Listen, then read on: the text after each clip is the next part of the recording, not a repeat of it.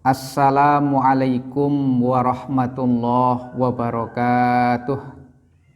Setelah viral di media sosial klepon tidak islami, kini viral pula seorang ustadz mengatakan GoFood itu haram.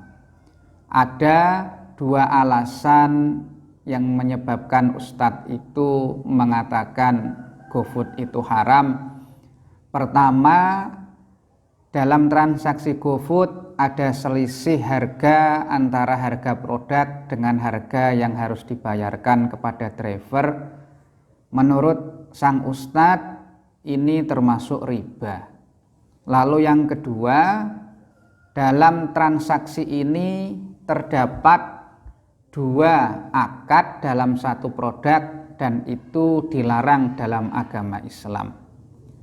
Menanggapi hal itu perlu saya sampaikan bahwa mekanisme pemesanan produk melalui GoFood itu adalah dengan cara saya membuka aplikasi GoFood.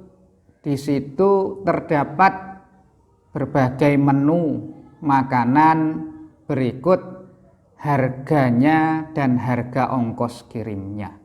Lalu saya mengklik pesan dan driver akan pergi ke resto yang saya kehendaki lalu membeli makanan dengan uang dia pribadi.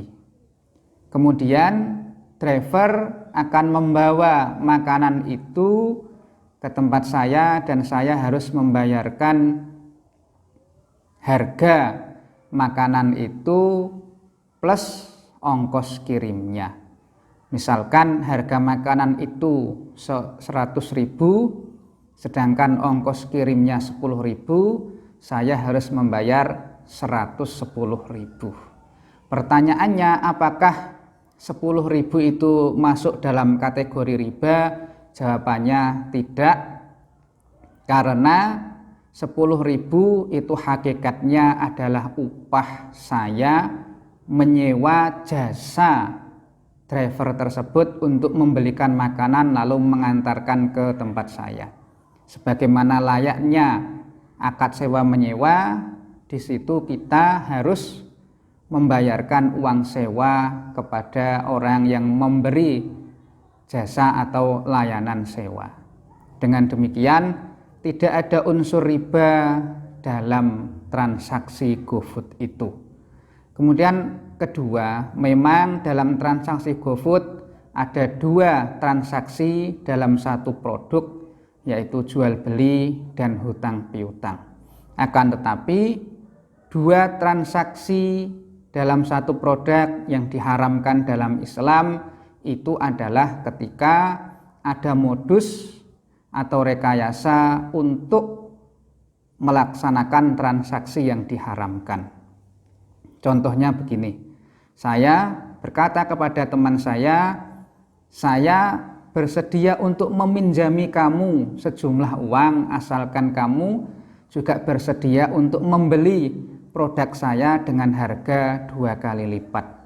Kasus ini jelas diharamkan dalam Islam sebagaimana disebutkan dalam beberapa hadis, yaitu naha Rasulullah Shallallahu Alaihi Wasallam an bai'ataini fi bai'ah. Rasul melarang dua jual beli dalam satu jual beli. Di hadis lain disebutkan naha Rasulullah Shallallahu Alaihi Wasallam an safqataini fi safqah.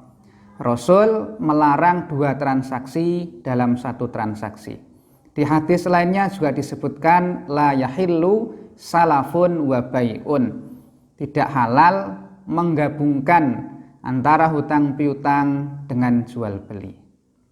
Jika hadis-hadis ini difahami secara tekstual, maka seluruh dan setiap kombinasi dari dua transaksi itu diharamkan.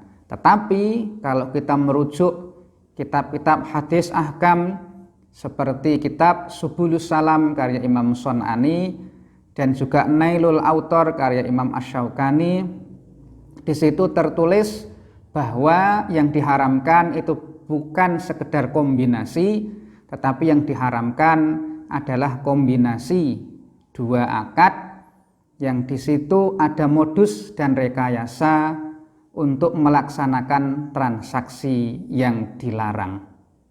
Jika kita melihat dalam GoFood, transaksi yang ada itu adalah jual beli dan juga hutang piutang. Artinya di situ terdapat dua kombinasi transaksi. Akan tetapi dua kombinasi transaksi itu hanya sebatas strategi marketing. Tidak ada modus ataupun rekayasa untuk melakukan transaksi yang dilarang. Artinya GoFood itu hukumnya boleh dan mubah, artinya boleh dikerjakan. Mudah-mudahan bermanfaat. Wallahul muwaffiq ila aqwamit thoriq. Wassalamualaikum warahmatullahi wabarakatuh.